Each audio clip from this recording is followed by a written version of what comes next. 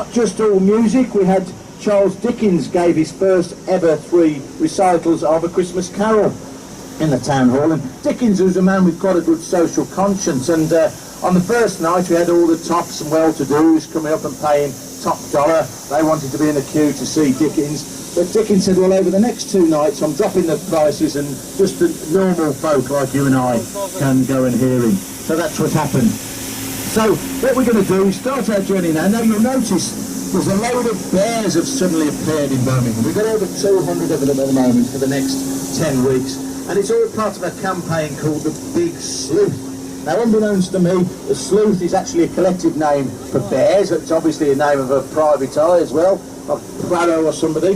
But all funds are going to be, at the end of the 10-week period, these are going to be auctioned off and all funds will be going to the Children's Hospital. So different companies have actually sponsored them, but it's great for, well, children and people of all ages to go around and tick off the 200 odd bears. There are, it's not just in Birmingham, but there's Solihull, Sandwell, neighbouring authorities that got some of these bears as well. We're on a road now called Waterloo Street, and Birmingham's got a good tradition with the world of banking, and some of the buildings around here used to be banks. Now, I'm pleased to say, although they've closed use, they haven't been wasted because they've reopened as pubs. So when you've got me on the mic, you'll hear lots of stories about pubs and eateries. So, beautiful building there, that was the National Provincial Bank, and as we turn left, the Old Midland Bank is on our right, and that's another eating and drinking venue, the Cosy Club. Another one we see on the right hand side, have a look at the Union Jack, and I guarantee there will be people waving at us as we go past, so feel free to wave back, although of course that's not the case. That's the Wellington, that's a big, if any real ale fans, that's the place to go for your real ale. And in fact you can actually take your own food in there, you can take your sandwiches in there, you can even order a pizza and they'll provide you with the cutlery and the plates from which to eat it. So, on the right-hand side, a wonderful Victorian building. Can any of us remember the days before that dreaded thing, the iPhone? Well, we used to use a curious thing called a telephone. And this was our first telephone exchange, built in 1896. And it's called the Bell Edison Building. All around these streets are fine examples of Victorian splendour. And we're turning left here into Cornwall Street. The building on our left is called Louisa Ryland House, named after the daughter of a rich industrialist. She gave pots of money to the city and areas of land that we used to open parks and such like. On the left-hand side, the wonderful Grade 1 listed School of Art. Beautiful building built by a gentleman called John Henry Chamberlain.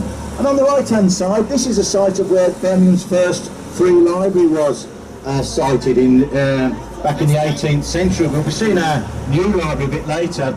It's now called the Birmingham and Midland Institute, and in fact locally we tend to abbreviate that and we call it the BMI. Into a cold sweat because I'm usually opposite my doctor and he's saying, Dave, you need to cut down on the curries and the Guinness because your BMI is going through the roof, son. Anyway, that's a different sort of BMI. It's a sort of seat of scientific learning. White building on the right was our old stock exchange.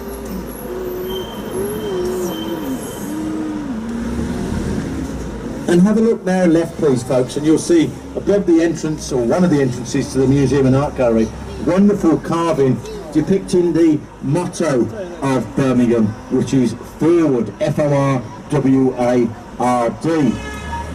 And one of the legacies of that name is that we are always advancing and forward, so you'll see lots of cranes, there'll be lots of roadworks that will test Dawn's driving abilities, but we're a city that's always moving forward, we never stand still. Over on the left-hand side used to be our old library, famously criticised by Prince Charles. It was brutalist architecture, he didn't like it. And on the right-hand side, one of our many colleges and universities, the College of Food and Tourism. Run of shops, and you see the Shakespeare Public House on the right hand side, and the run of shops called Summer Row. Just behind that in the next street is one of our most recently open museums. It's called the Coffin Works, and it was run by a family, the Newman brothers, who up until the advent of cremations taking over had a very successful business. If you just look to the right now, you'll see a sign in turquoise that says museum. And they actually used to make all the fixtures and fittings associated with funerals and coffins, so they'd make the brass handles and the nameplates and the shrouds. And over the years they were involved in some pretty high profile funerals, such as the Queen Mother and Lady Di. Right, we're heading now uphill into one of our distinct quarters, the Jewellery Quarter. Birmingham is a city that has always made and produced things, and jewellery is right up there. And as we climb this hill, it's just an area of about a square mile, but we're still responsible for producing about 40% of the jewellery in the UK. So it's usually very busy on a Saturday afternoon, all the young lovers looking longingly into one another's eyes, seeking that elusive engagement or wedding ring. But before we get there, I'm going to test your memory again, and back to communication. Can any of us remember that strange device we used to use to correspond with one another called a pen? There might be a couple of us still remember pens. Well, in Birmingham in the 1870s, we produced 3/4 of the pen nibs that were made in the world. And over on the left and right hand side are buildings that used to do just that. And the building on the left is now our Pen Museum. The architect of that was a gentleman called J.H. Bland. Well, he might be Bland by name, but in terms of the building, it's not bland at all, and well worth a look if you've got time to spend today, or perhaps you're here for the weekend, the Pen Museum. We've got lots of illustrations of the fact that most of these buildings used to operate producing pens, or as on the right hand side shows, buttons. That's now a public house. Nice cheery wave. And Dawn is driving us now to a wonderful clock tower. That's called the Chamberlain Clock Tower, and that was named after a gentleman who used to live on this very street, Frederick Street, and he represented Birmingham as a Lord Mayor on 3 occasions, and he was also MP for a staggering 38 years. His name was Joseph Chamberlain, and we'll be hearing a lot more about him today. Wonderful old Victorian pub on the left, Rose Villa Tavern, beautiful ornate floor-to-ceiling tiling inside, and if vodka's your tipple, I'm led to believe there's over 100 vodkas available inside the Rose Villa Tavern. The building on the left, the white building called the Big Peg, that is actually the name of the workspace that the jewellers used to use, the Big Peg. And as you look right and left now, you can see why this is called the Jewellery Quarter, because there are shops making, producing, repairing and selling jewellery. About 3,000 people live and work in the Jewellery Quarter. Back in its heyday there'd be about 10 times that number, but it's becoming more popular with youngsters now. There's a lot of student accommodation around here, and it's only 10 minutes walk from town, so sort of apartment living is quite popular.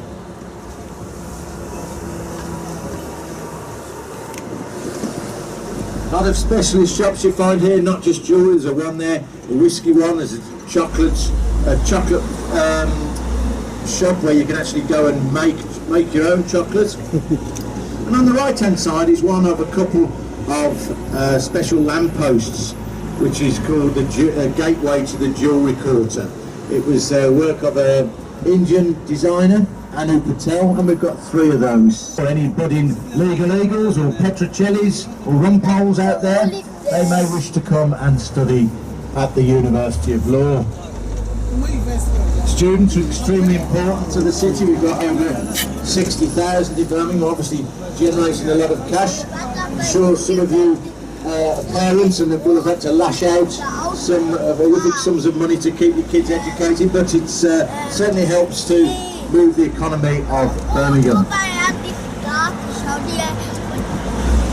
As we go through these lights, have a look at the large bird on the right hand side, the pelican, and that used to be the site of a factory called the Pelican Works, and they were involved in electroplating, which was important for the Jewellery Quarter because it helped to aided against corrosion for metals, and it also gave it a more attractive appearance. The road straight ahead would take us up to West Bromwich in the Black Country, and also a place where one of our most famous sons, Matthew Bolton, used to live. He opened the first factory in the world about a mile away from there called Soho House. It's now a museum. You can go and visit that if you so wish. And he also formed a company called the Lunar Society. He and various other forward-thinking men used to meet at his house. And it met on the night of the full moon, hence the name Lunar Society. Another of our museums will shortly come into focus on the left-hand side. It's the Museum of the Jewellery Quarter. Now, this was a fully functioning factory until 1981, when the nephew who ran the place decided they'd had enough after 80 years. Hang on, that's it, I'm back with you. And they gave their staff 5 days' notice, and they shut the doors, and they were so eager to leave that they had left half-drunk cups of tea and jars of Marmite that hadn't been completed. But luckily for us, they'd left all the old ledgers, they'd left all the things associated with the production of jewellery, so you can go and now take a visit, and some of the wonderful volunteers there will show you how it's all made. Over on the right, look at that curious item, an outdoor Victorian urinal made in Scotland. It's called the Temple of Relief. And next to it was one of our railway stations, the Jewellery Quarter, and also the metro station. We have a metro that runs between Birmingham and the 15 miles or so to the city of Wolverhampton, just north of here. Now, as we grew as a city, we needed somewhere to bury our dead, and on the right-hand side is the second cemetery to ever open in the city, Warstone Lane. The first was Key Hill, which is just out of our range, and the man who completed the work of the town hall, he was responsible for opening that. And we've got some important people buried there. Joseph Chamberlain, who I started to mention. We've got some catacombs where up to 10 bodies could be buried in each catacomb. Also Alfred Bird, who developed the custard powder, of course, and we'll see later today where that all began. And also a gentleman called Harry Jem, who's attributed with founding the game of lawn tennis. So we're turning right now past the Chamberlain Clock and onto a road called Warstone Lane. And just as we pass the old entrance to the Cemetery Lodge on the right hand side, keep your eyes focused down and you will see a big boulder which is known as the Warstone, and it was actually a boulder that was left over from a glacier in the Ice Age. On the left hand side you'll see a Union Jack. Well, it's not exactly fluttering, but the Union Jack is present, and amongst other things they make the MBE and OBE medals at that factory.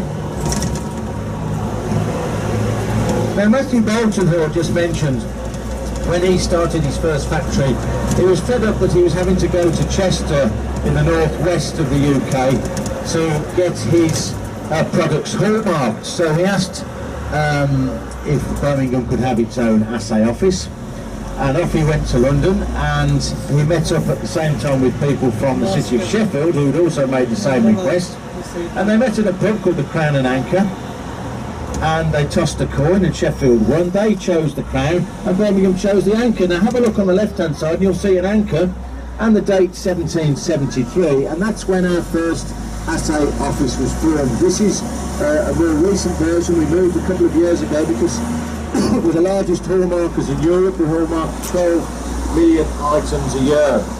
And it was, when it first opened, it was great. It saved us all the travelling time, but it offered the consumer, it was the first form of consumer protection really, because it told the purchaser where another beautiful building on the right hand side, Victorian building, Spring Hill Library, and that again depicts in carved form the forward emblem of this city.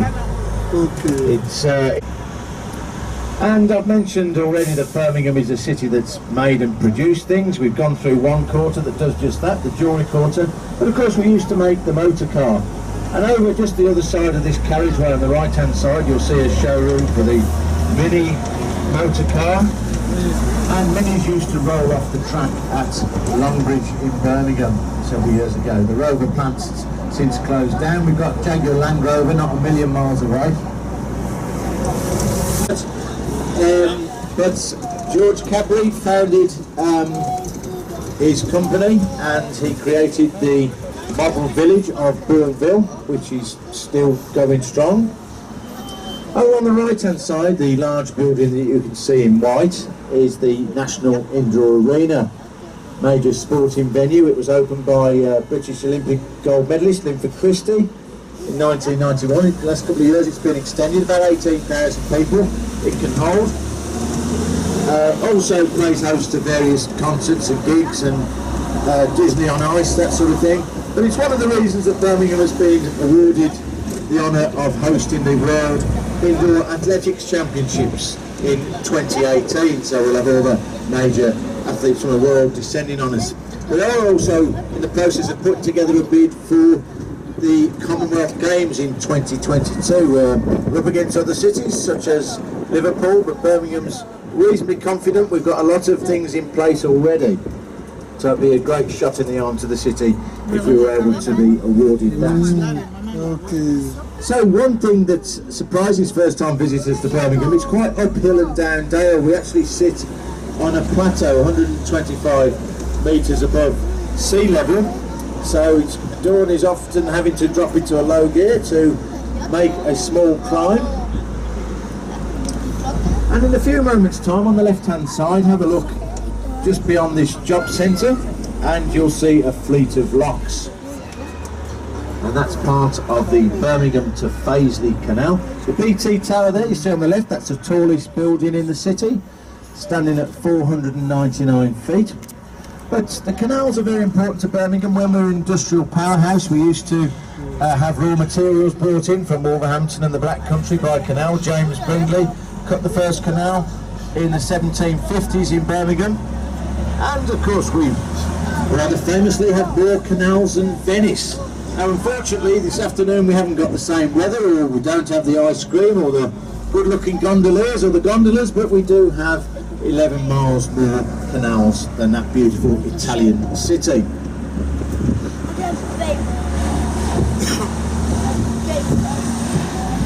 I mentioned listed buildings earlier. In the UK, where we have buildings of special architectural or historical importance, we give them a listed status, which basically means nobody can come along and do anything nasty to them, and that future generations can enjoy them. And it's not just old buildings.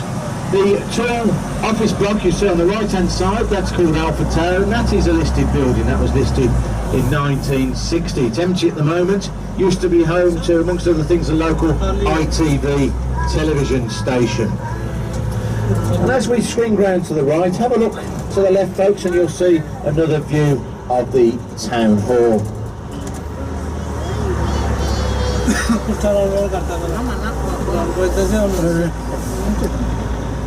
It's not normally open in the day, unfortunately. When there's a concert or something on, it's open for a couple of hours before that. If you get a chance to go in, go and have a look at some of the old pictures in the bar down below.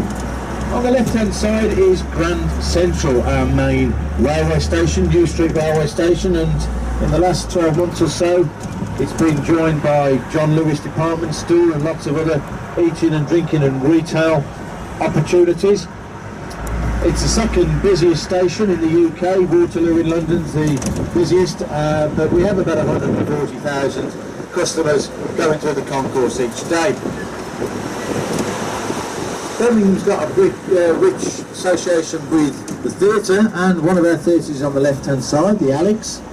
Any of us who recall Dad's Army, Captain Mainwaring, he actually sadly died in his dressing room there just before treading the boards in the 1980s.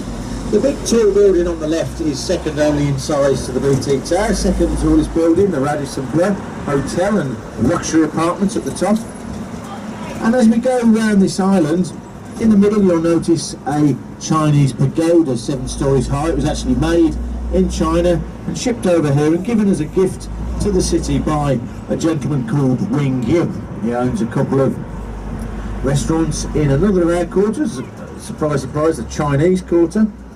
And round by that part of the city, if you get a chance to go to see, there's also some old, wonderful old back-to-back houses demonstrating how we used to live, and also the Birmingham Hippodrome Theatre is located round by the Chinese Quarter. The Gay Quarter is just next to the Chinese Quarter, so we're obsessed with quarters. Any area we will put the name Quarter behind it in Birmingham. This junction very busy junction. It's called the Horse Fair, and hundreds of years ago we used to trade in the sale of horses. And the two blocks either side, Cleveland and Clydesdale, they're actually names of types of Shire horses.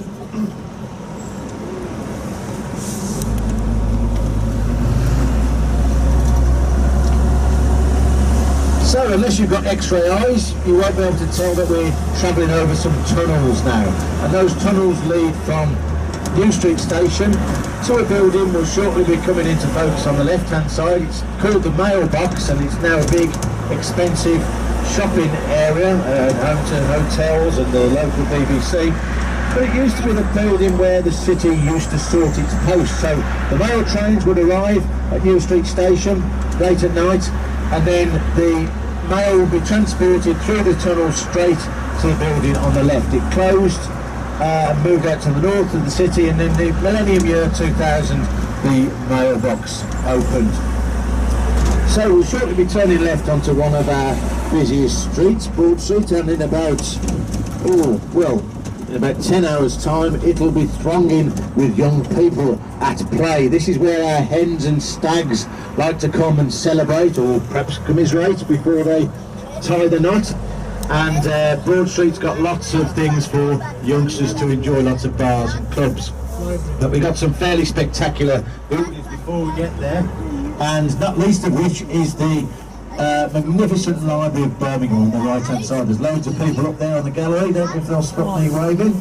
There's two viewing galleries, as you can see, one on the third floor where that young lad is in the corner, and then people, we've got some waves, that's lovely. And it looks a bit like a wedding cake, but it was actually designed on the basis of an ocean liner. So for those of us who remember Titanic, it looks a bit like an ocean liner. Opened in 2014. On the left hand side we see some golden men, our golden boys of Brum. Matthew Bolton, James Watt and William Murdoch, who were all vital in the Industrial Revolution, not just to Birmingham but just to UK. The Hyatt Hotel has been with us over 25 years, and it's very popular for artists who are playing at the Symphony Hall, which is just to our right. There's a walkway that we're going to be driving under that leads from the Hyatt over to the Symphony Hall, and it's one of the reasons why it's chosen by all the major political parties to host their conferences. The Tories were here last October because it's very good security-wise. People can move from one building to another. So Broad Street's starting to get busy. On the right hand side you'll see some of our canals in a few moments time, and you can take little trips on a canal boat out towards Birmingham University. And just beyond this pub, the Glass House, is Brindley Place, one of our public open squares. And today and tomorrow there's some open air free cinema. In about 2 minutes time the Lion King is kicking off, so we'll miss that one. But there's another performance tonight, Top Gun, if any of us remember that. And then there's a couple tomorrow, including Cool Runnings about the Jamaican bobsleigh team. So we can see now a collection of bars and restaurants and eateries.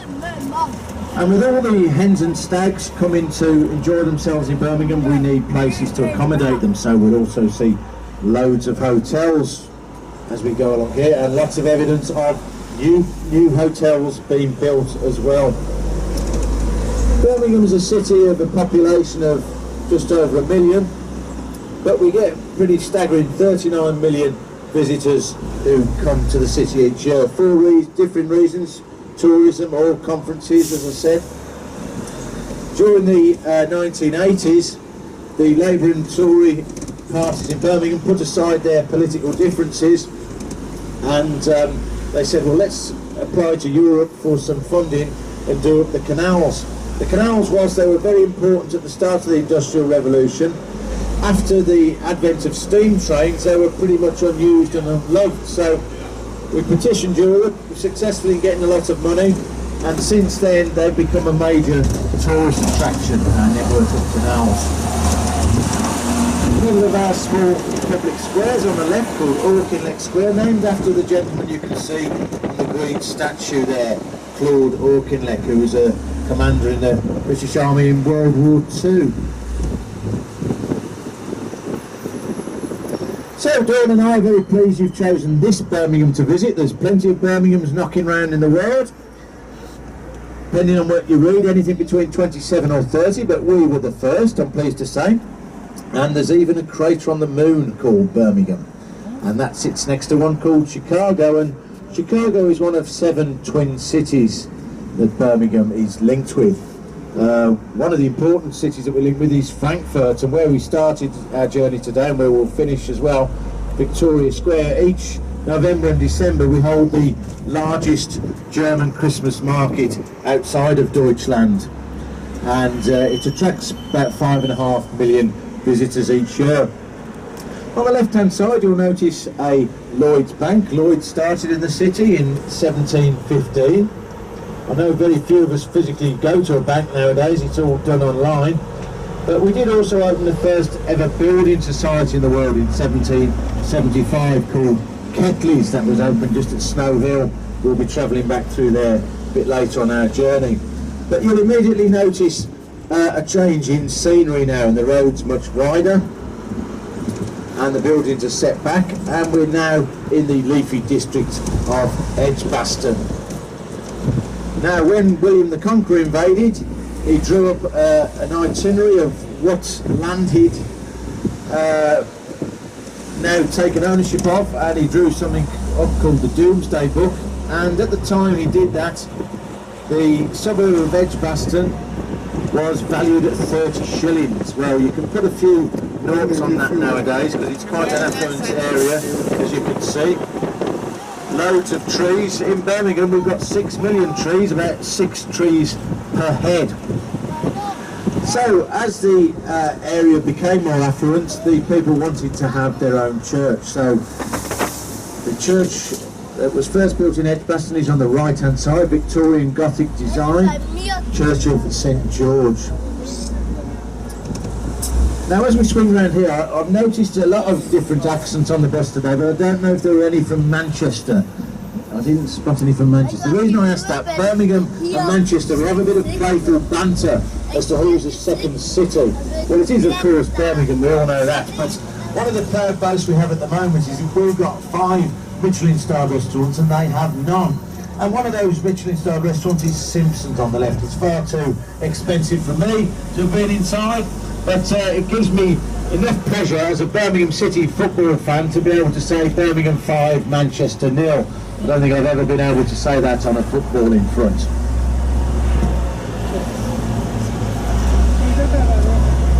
So as I say, quite an affluent area. There's a lot of boutique hotels and nice bars and restaurants in this part of the world. As we approach the lights, there's a fairly recently opened pub called the Physician. We're very near to the Queen Elizabeth Hospital, so it's quite possible that once the physicians have finished their shift, they come there for a deserved pint. Now, a man who lived around these parts, very famous writer, J.R.R. Tolkien, famous of course for The Hobbit and The Lord of the Rings, and he was born in South Africa but came over to Birmingham with his mum. And in a few moments time I'll ask you to look to the left, and just above a hanging basket you'll see a blue plaque, a circular blue plaque, and that denotes the fact that Tolkien actually lived in this building. It's the last place he lived in Birmingham before he took up a place at university in Oxford.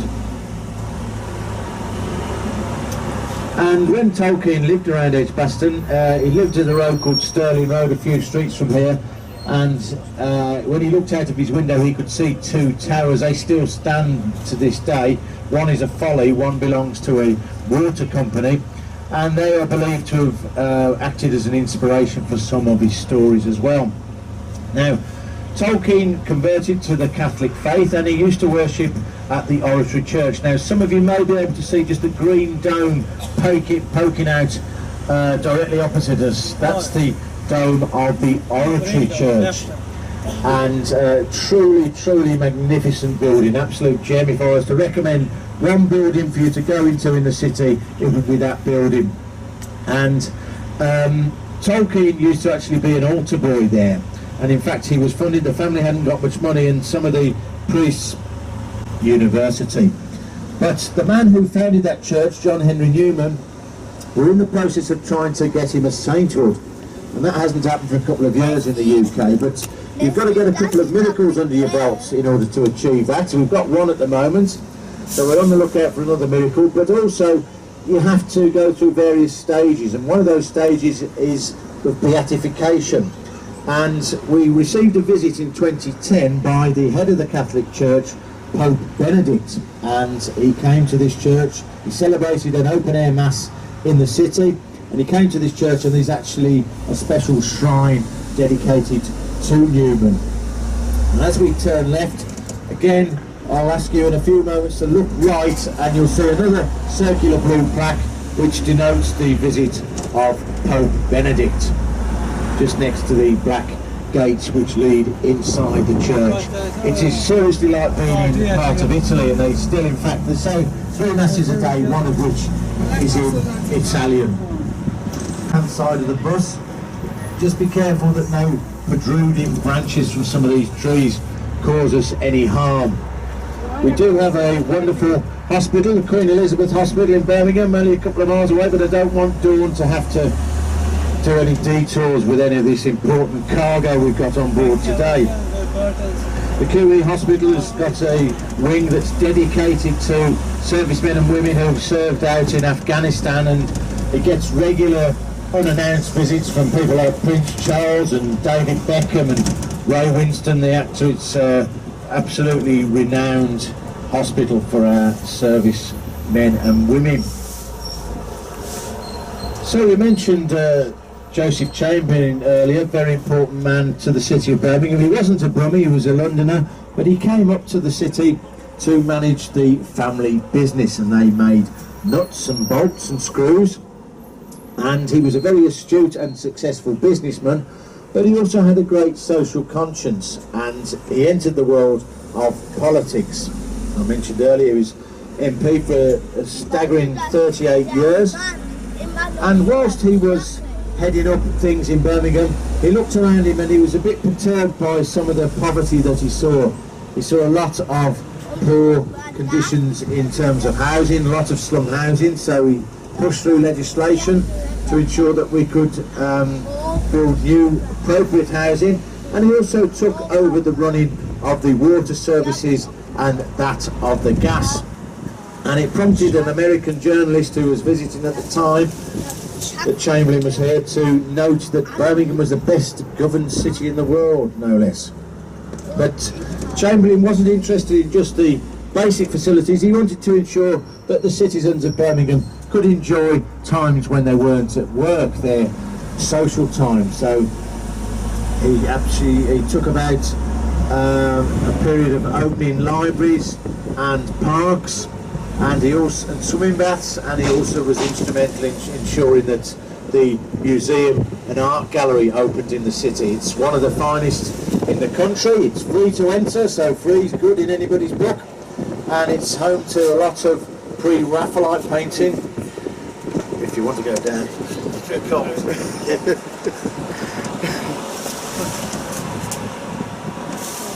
owns a lot of pre-Raphaelite painting, including our very own Edward Burne-Jones. He painted the largest watercolour in the world, called The Last Judgment, and he has his own gallery in the art gallery.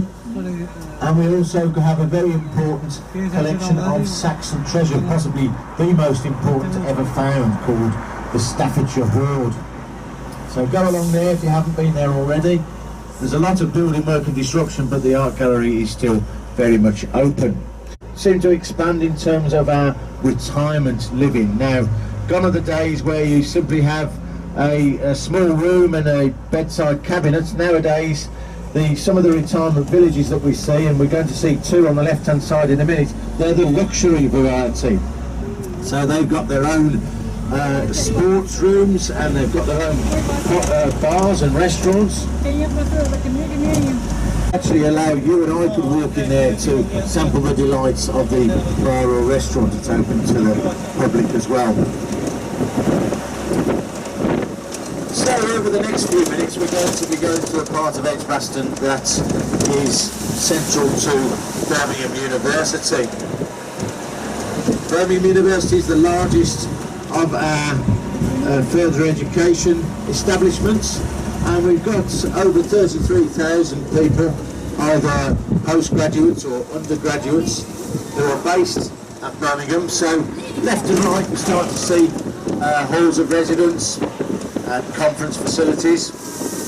Just be careful with mine again please, those of us on the left, for these branches,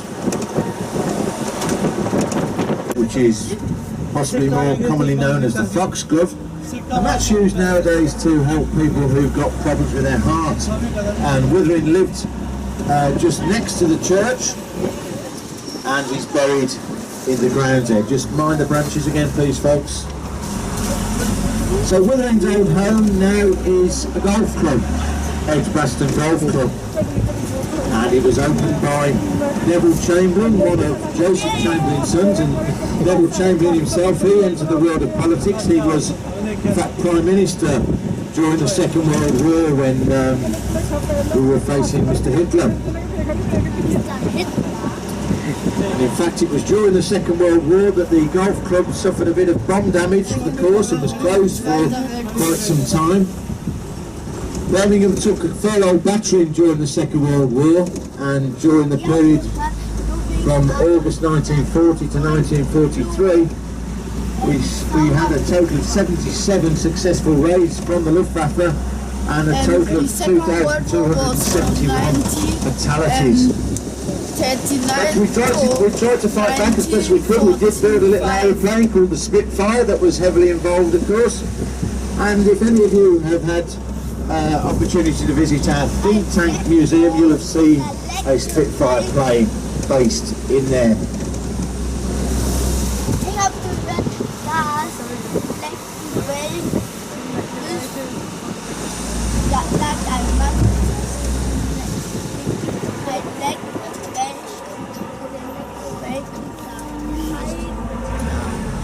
Now, a relative of Joseph Chamberlain by marriage was a man called John Nettlefold, and he was involved in a similar business as that of the Chamberlain family, making nuts and bolts and that sort of thing. And he actually merged his company with two others in 1905, and the three companies concerned were called Guest, Keane and Nettlefold, and they formed the powerhouse that is GKN, still very much alive and kicking, based in nearby Worcestershire. Now where Nettlefold lived was the house that we're just approaching on the left hand side, Winterbourne House. And it's now an attraction. You can go and visit. The house was built in the arts and crafts style, and there's several acres of beautiful garden beyond it. It was a building that has been bequeathed now to Birmingham University, so if you're a student at the uni, you're lucky enough to be able to get in there as often as you like for nothing. So as we now approach the main campus of Birmingham University, keep your eyes focused at these folks and you'll see the largest freestanding clock tower in the world. Chamberlain Clock Tower, although we call it locally Old Joe. And another of our art galleries on the right hand side, the Barber Institute, that's free to enter as well, and that's got work by Turner and Rubens, to name a couple. And if you're a student at any university, not just this one, then sport is very important to university life. And on the right hand side is the very recently opened, only a few weeks ago, the wonderful new sport complex and a new Olympic-sized 50-metre swimming pool. Now when London played host to, you can just see some people I think they're in the swimming pool, when London played host to the Olympics in 2012, the Jamaican athletes actually set up camp here and used this as a training base, and the fastest man in the world, Usain Bolt, speaks very fondly about his time in Birmingham. We got very excited to see him mooching around the city centre streets and going to the cinema and that sort of thing. And we've got a big Jamaican population in Birmingham, and they have heard a story that he hadn't got on with the food in Beijing at the previous Olympics, so the cooks, the Jamaican cooks, rallied round and produced all sorts of lovely home-cooked produce for use sale. I don't know how much of it he was able to eat, but he speaks very fondly of his time in training in Birmingham. Now we're on one of the main arterial roads in and out of the city now, the Bristol Road, and many years ago, before the M5 motorway was built, this would take us to Bristol. And up until the 1950s, the roads that we're travelling along now would have been used by trams. In common with a lot of UK cities, trams were quite the norm, but they were ripped up in the 50s.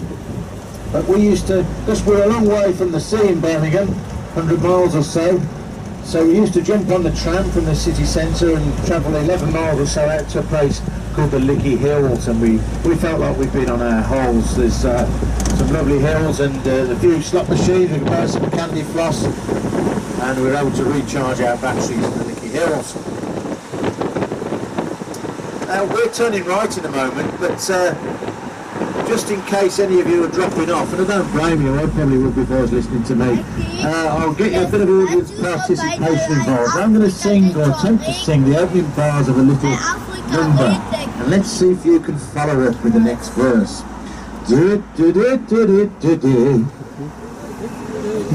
Well done, my friend from Scotland. Yes, that of course was the theme tune of The Archers, which is the longest running radio serial in the world, and it was first recorded over to our right. The white building you see now is the dental hospital, opened by Her Majesty the Queen, but it was previously BBC Studios, Pebble Mill Studios. Those of us of a certain age might remember Pebble Mill at 1, and also early editions of Top Gear were actually filmed there.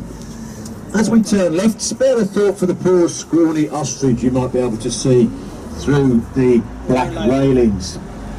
That's Birmingham Nature Centre, and that's all on land that's part of Cannon Hill Park, one of our main parks. Lovely boating lake there, and major art centre, the MAC, the Midlands Art Centre, is located in Cannon Hill Park. The green grass we can see on the right now is not public open space, it's owned by the police force. This is the main sports and training grounds of West Midlands Police, called the Tally-Ho Training Centre. And the man who we attribute with founding the police force was from nearby Staffordshire. He was MP for Tamworth, a name called Robert Peel. And have a look on the right hand side, folks, and you'll see a statue of that man, Sir Robert Peel, stood on that small white plinth. In the UK we do have various nicknames for the police, some of which I can't obviously repeat with the microphone, but Bobbies and Peelers are certainly two names which I can state, and they derive directly from that gentleman's name. So any cricket fans on board this afternoon? Any cricket fans? Our friends from Bangalore, I thought you might be. Over on the right hand side, a few weeks ago I was lucky to watch India and Pakistan play to a packed house at Edgbaston Cricket Ground. It's actually the home of Warwickshire County Cricket Ground. Birmingham used to be within Warwickshire, it's now classed as the West Midlands, but Edgbaston is a cricket ground that's known that enable us to play games when it gets dark. One of the taglines associated with cricket in this country is rain stops play, but at least now we don't have bad light stops play, because we can just put a few pence in the meter and get the lights fired up. And in fact, next month, for the first time ever, England host an international day-night fixture against West Indies. Play will start at 2 in the afternoon and finish at 10 o'clock at night. Papa.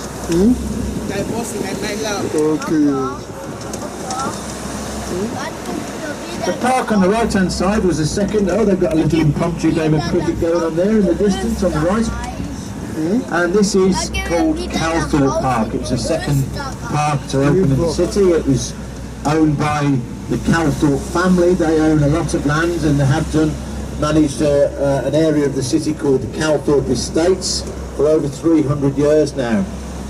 And there's very strict regulations with regards to what can and cannot be built in the area of land that they own. Now, back in the 1980s, the council in Birmingham decided it wanted to offer its citizens an alternative sporting event, And for a few years we had a go at putting a turning some of our streets into a motor racing circuit. I don't know if any of you recall, it was something called the Super Prix, the Birmingham Super Prix, and on August bank holiday for a few years, starting in 1986, we closed off a few main streets and we let loose some motor cars onto the street. And when dawn turns right at this island, we'll actually be on what was the racetrack for the day. Unfortunately, typical British bank holiday weather put paid to a couple of the events. Monsoon conditions forced a couple of the races to finish early, but there are suggestions that we might try and reintroduce it in the next few years.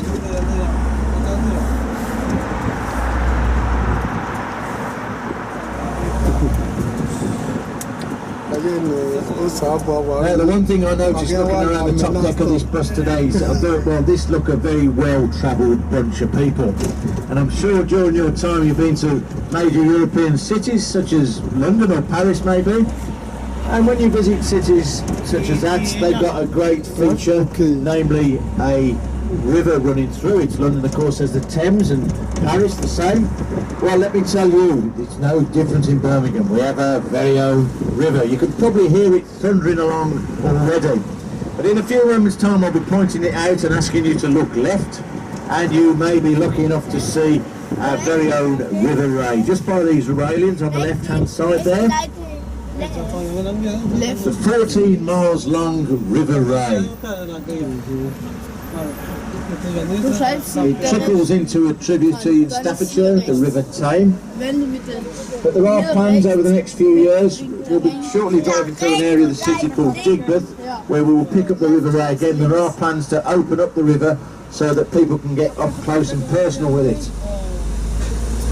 One of the great things about Birmingham is its diversity. And we have a large Muslim population in the city, and on the left-hand side is the main central mosque, which opened in 1975.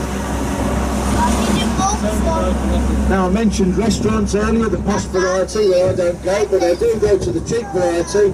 And as I was born in Birmingham, I was virtually born to eat curry. We like our curry in Brum.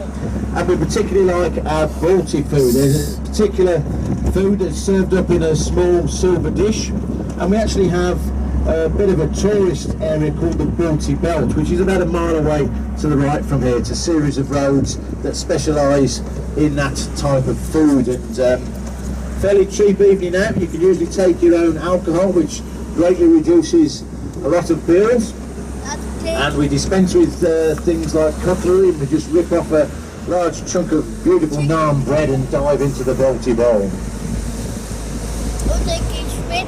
On the left-hand side, a typical local authority tower block.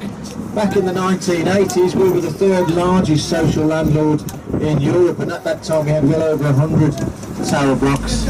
Trends have changed a bit now, and we've got quite a few down. But as dawn turns left, she'll then turn immediately right, and we'll have a look at some older type of housing. And we'll look at a property that was built over 400 years ago. Daddy, Birkham is I think Birkham. So we're in a road called Stratford Place, and Stratford, upon Avon's most famous son, of course, was a gentleman called William Shakespeare. And it is in fact believed that the Bard once stayed here. The building was erected in 1601. Ambrose Rotten built it for he and his wife to live, and if you've got very good eyesight, you might be able to just see over the front door an A and a B, and just above that is a carving 1601 denoting when it was built. Now, if you keep on that part of the building, look upwards, and at the top bay there's a circle where it's slightly discoloured, and that used to be home to a fire insurance pack. Now, nowadays, if we have a fire, we phone 999 and the fire brigade come out. Well, the fire brigade used to come out in those days as well, but you had to be affiliated to a particular insurance company, so that would denote who the owner was affiliated to. Now, it's quite topical that we're mentioning fire, because this building has been closed for some little while now by virtue of a fire that took place. And over the last 400 years, it's had many different uses, the last of which was that of a swingers club. And they had a terrible fire, and it closed the building for some time. It's now reopening as office accommodation.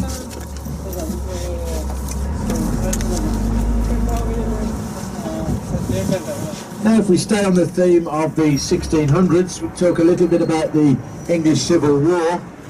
And in Birmingham we supported the parliamentarians, but there was only really one major battle which we lost, unfortunately. And on Easter Monday 1643, Prince Rupert and his royalist forces marched into town, and there was a major battle, the Battle of Birmingham, or the Battle of Camp Hill as it's known. And we're shortly approaching Camp Hill, and the big island that'll be on our right hand side is roughly where the battle took place.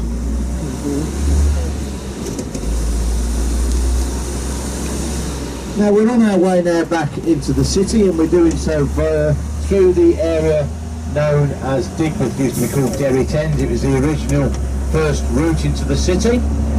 And if you're lucky enough to be in Birmingham during the month of March, you can come and join us on our St Patrick's Day parade, and this is where the route starts. And in fact Dawn and this very bus take part each year.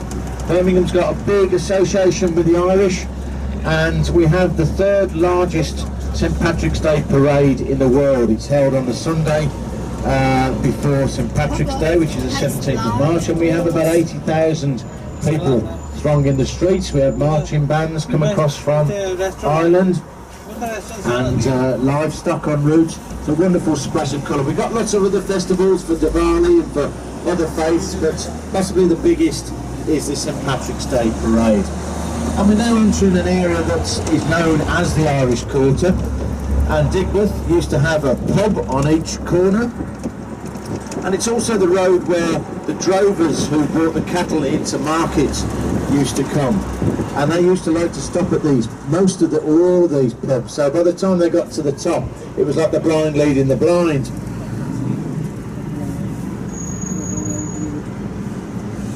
So as we wait for these lights to turn green, when we do so, in a few yards on the right hand side we'll see the oldest building in the city. It's a public house, the Old Crown Pub, the black and white half-timbered building. You're probably looking at some of the interesting graffiti. In fact, it was a big area for street art. There's the Old Crown. And next to it is the custard factory. That is so named after Alfred Bird, who made his custard powder. And he made it just in the building on the right there, and it actually still says it, Alfred Birds and Sons Limited. On the left-hand side, the Irish Centre. And just beyond these hoardings, again, you've probably been deafened by the thunderous sound of the River Ray. If you come into Birmingham by coach, you'll probably arrive in the building on the left-hand side, Digbeth Coach Station, or it's now known as Birmingham Coach Station.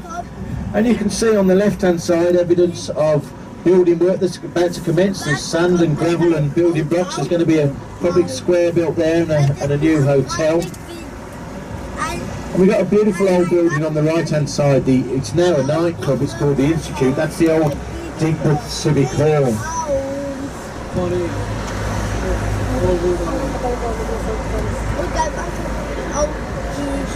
Digbeth is also known as the Creative Quarter. There's lots of little small units where people produce their own crafty things and jewellery.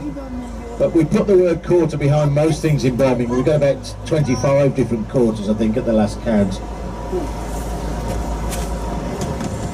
So as we go through these lights now, if you look straight ahead, you'll start to see some tall buildings in the centre of the city. The tallest of which is one that says the word brewing at the top. So I mentioned the fact that brews used to be brought into market. We used to engage in that barbaric practice of actually brewing baiting in the 16th century. But the brewing, of course, is a name that's synonymous with Birmingham, and at the base of that building, which is called the Rotunda, which is actually a listed building that was under threat of demolition a few years ago, but we Brummies are very fond of that building, so it was granted listed status, and it's now flats and apartments. But at the base of that building we have our very own 6-ton bronze bull. It's a bull twice the size of the Herefordshire bull that we used to bring to market. On the left hand side, where there's a fairly unattractive 60s looking car park, that used to be the site of an old moated manor, and a very important family used to live there called the de Birmingham family, and they were responsible for petitioning the monarch at the time, Henry II, who in 1166 granted us our first market charter. So it was from that point onwards that we really started to grow and develop as a market town, and we're still very much a town that continues to trade. And we'll shortly be seeing on the left hand side the Bullring Open Fruit and Veg Market, and the Bullring Centre, shopping centre, is a major complex of retail outlets, over 140 shops. The Bullrings had a few identities over the years. There was a big version in the 1960s, but what we see now in front of us was reopened in 2003. Lots of restaurants nearby. Jamie Oliver, celebrity chef, he's got a place. But just to the right of that we see a magnificent church, the Church of St Martin, and that is the work of J.A. Chatwin. There's been a church on this site since the 13th century. The version we see in front of us was actually rebuilt in 1873. And inside that church is Birmingham's oldest memorial, a tomb of William de Birmingham from that family, dating back to 1325. So there we have our fruit and veg market, and just beyond that the brick built structure is the rag market where we sell fabrics and such like. So we have the old and the new here. We have the old Church of St Martin, and we have the new splendid Selfridges department store on the left hand side. 15,000 silver discs adorn that building, and we've got another bull on the ground floor then, a bronze one. We have a bull made out of sweets, and during the run up to St Patrick's Day we have this lit up in green. Looks wonderful. On the right hand side, one of our three main railway stations, built in 1911, Moore Street Station. You can catch services out there to Warwickshire, where Stratford where Shakespeare used to be, and the Chiltern Railways also run services to Marylebone in London. And during the summer months, on a Sunday, so if any of you are around in Birmingham stopping overnight and you fancy a trip to Stratford-on-Avon tomorrow, you can catch a steam train. The Shakespeare Express goes out from that station to Stratford-upon-Avon. It was recently redecorated in the colours of the Great Western Railway, and I don't know if any of you watched that Michael Puntillo show where he mooches around the country and Europe on his with his Bradshaw's train guide. He spoke very highly of Birmingham Moore Street Station when he came to visit us. Straight ahead of us is a morass of scaffolding, and that used to be a shopping centre called the Palisades. That has now been taken over entirely by Primark store, and they'll be opening probably the largest in Europe, I guess. Look at the size of it, and there'll be about 800 staff who will be based and employed by Primark on that site when it opens in about 18 months' time.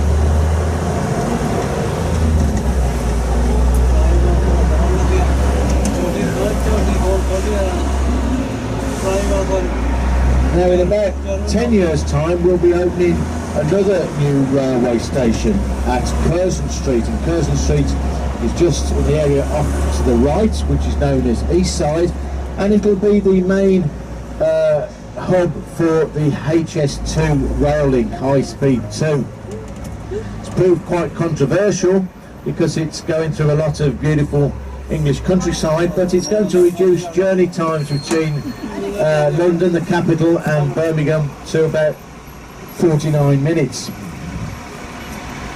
Back in the 1730s, just by the Rotunda, in fact, the building we recently described, we used to run stagecoaches, and that would take about 2.5 days to get to London then. So Curzon Street Station will be based over to the right, and also on the right hand side is the Think Tank Museum and Millennium Point. But the buildings in our eye range now are mainly all linked with seats of learning. So we've got Aston University, Birmingham City University. The Aston campus is based 100% in the centre of the city, and they have about 10,000 students there. And dawn has dropped into a lower gear as we climb up to Priory Circus. There used to be an old priory based here until Henry VIII had a bit of a fallout with the Catholic Church, and it was razed to the ground. Then there were 16 houses built, and the first Lord Mayor of Birmingham, William Schofield, lived here. As we turn right round this small island, have a look left and you'll see one of our main shopping thoroughfares, Corporation Street, and that was given that name at the time that Joseph Chamberlain was governing the city. The tall white building to the left is the County Court, and we're in a part of the city now that's where the legal business is conducted. And we're turning left here to join the top end of Corporation Street, but have a look on the right hand side, you'll see a statue of a very famous local comedian with his famous black Homburg hat, a gentleman called Tony Hancock.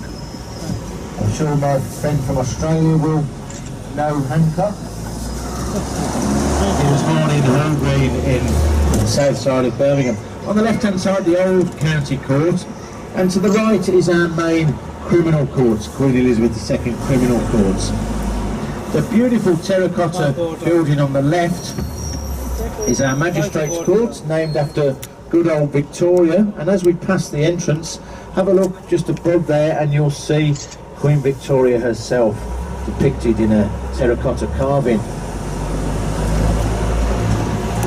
The tall spire you see on the right is the old Methodist Central Hall. That's had a few uses in the last few years, and a nightclub was the most recent, but it's closed at the moment. We're hoping it will soon reopen. And as we turn right here, have a look at on the right hand side, you'll see the letter H picked out in black bricks in the middle of a circle, and that's a helicopter landing pad for the Children's Hospital, which is just on our left hand side here. It's the first hospital in the UK to have air conditioning, and we treat about 250,000 children each year. On the right hand side, the lovely Art Deco frontage of the old fire station, which is now student to come, but they've retained some of the features, as you can see, the red gates there.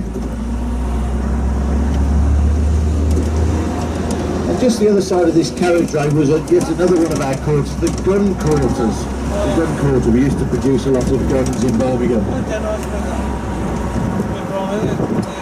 And if you keep looking right, in a few moments' time there'll be a couple of spires come into view.